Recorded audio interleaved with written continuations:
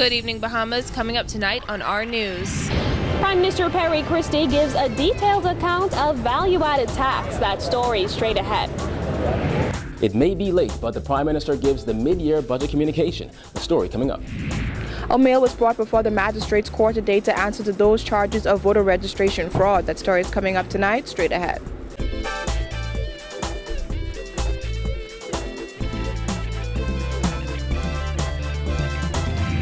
Our news is brought to you by Alive, the nation's newest and best LTE network.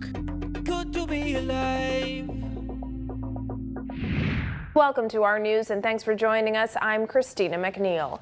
Topping news tonight, in what is expected to be the last sitting of the House of Assembly before the general election, Prime Minister Perry Christie today defended his government's handling of the more than $1 billion in value-added tax collected in 2015 and 2016. Christie fired back at critics, insisting the VAT money was not frittered away. Jasmine Brown has the details in this report. Jasmine? That's right, Christina. The Prime Minister spent just over 40 minutes giving a detailed account of how his administration spent VAT money over the past 2 years. Christie says he felt compelled to give Bahamians the answers they deserve regarding VAT spending. Every single dollar of revenue is fully accounted for each and every year and is subject to audit by the independent Auditor General. As such, Mr. Speaker, not $1 of VAT revenues collected over the past 2 years has been frittered away or spent surreptitiously.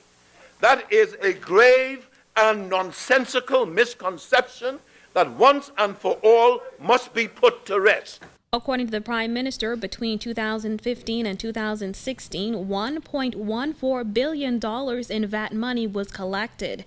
So how was the VAT money spent?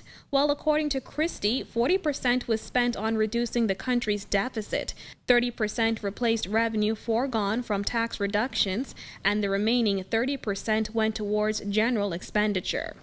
Christie also claimed introducing VAT has allowed the government to make important changes to the country's tax regime. As a result of the new tax regime, he says the government was able to reduce and in some cases eliminate other tax burdens on Bahamians. VAT revenues have first facilitated additional government spending in priority areas and in response to adverse economic and natural events. Second, accommodated reductions in other major taxes for consumers, businesses, and property owners. And thirdly, directly contributed to significant reductions in the GFS deficit over the past 3 years. He also credited VAT for allowing the government to hire 99 police officers, 166 Defense Force officers, 347 teachers and education support staff, as well as 103 doctors and healthcare professionals. The government has launched the website understandingvat.org in an effort to lay out what he called the facts about VAT. As for the critics who have slammed the government over its lack of transparency concerning VAT, Christie did not mince words. Unfortunately, it is evident from recent public discussions that there is a worrisome and counterproductive degree of misconception and misapprehension in respect of the public finances in our country and of the use of VAT revenues in particular. Now, in addition to detailing how the VAT money was spent, the Prime Minister also gave an update on his administration's budget. Kyle Joaquin was also in the House of Assembly and has that angle. Kyle. Thanks, Jasmine. Well, I guess you can say it's better late than never. The Prime Minister today giving his mid-year budget communication outlining the government's fiscal performance over the past few months. The mid-year budget statement is typically presented to Parliament in February. However, in a surprising move, the Prime Minister laid out the budget today following demands for him to account for the use of public funds, taking most of the blame for the shortfalls of government's revenue performance for the period of July to December, Hurricane Matthew. As of January 31st, the government has spent $35 million on direct hurricane-related expenses. Of that amount, $21 million was disbursed for recovery expenses, which included cleanup and relief costs. Another $9.67 million has been spent on reconstruction efforts with respect to schools and other public buildings, and $4 million has been outlaid for the home reconstruction program. Christie said after 3 strong months of revenue performance from July to September, recurrent receipts fell drastically in the months of October and November. Though revenue for December strengthened, he said the government is still unlikely to achieve its recurrent revenue target for the 2016-2017 fiscal year. Still, the Prime Minister says he is hopeful. My optimism is based on the initial outcome of a strategic revenue enhancement project undertaken by the Ministry of Finance, with the ultimate objective of reducing revenue leakage and underpinning our fiscal sustainability objective. Christie said government has intensified its efforts to increase revenue, and with the upcoming opening of Bahamar, confidence in the Bahamian economy is perhaps at the highest level in years. But there's still the GFS deficit, which is higher than the government had targeted, once again being blamed on Hurricane Matthew. The Ministry of Finance is now projecting a deficit of $350 million, $40 million more than the last fiscal period. According to Christie, revenue collection for the months of January and February has exceeded the previous year's levels by $25 million and $26 million respectively. Recurrent revenue in the first half of 2016-2017 amounted to $865 million, $142 million below the budgeted projection for that period.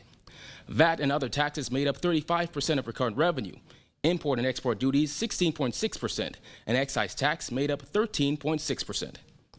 These strengthened tax compliance initiatives have included targeted container inspections, an enhanced program of VAT and business license audits, and persistent follow-through on real property tax invoices. The initial results of the project have been very promising. Since its launch in November of last year, so far the project has yielded $31 million directly and $62 million in total revenue impact, with the largest intake coming from the deterrent effect on customs-related transactions. St. Anne's MP Hubert Chipman took issue with the government's delay in bringing the budget statement to Parliament weeks late. February has come and gone. March is just about gone.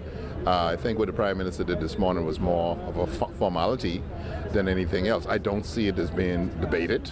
It would never be debated between now and the dissolution of Parliament. Now again, the Prime Minister says he firmly believes that the fiscal consolidation plans laid out by his government 5 years ago will contribute to a more durable and sustainable economic growth path in the months ahead.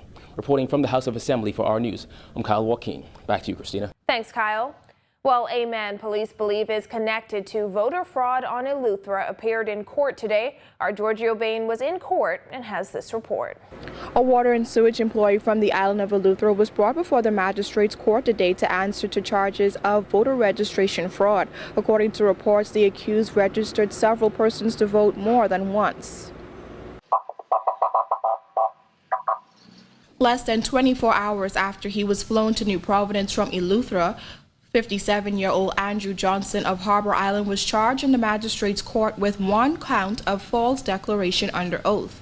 Johnson, who has worked at the Water and Sewage Corporation for 27 years, is accused of registering to vote at 2 separate locations in Eleuthera within 1 week. Police announced on Tuesday that they had arrested 1 person in Eleuthera in connection with allegations of voter registration fraud reported by the parliamentary commissioner. Sherlyn Hall revealed earlier this week that some persons had registered to vote in the upcoming general election twice, resulting in duplicates having to be destroyed.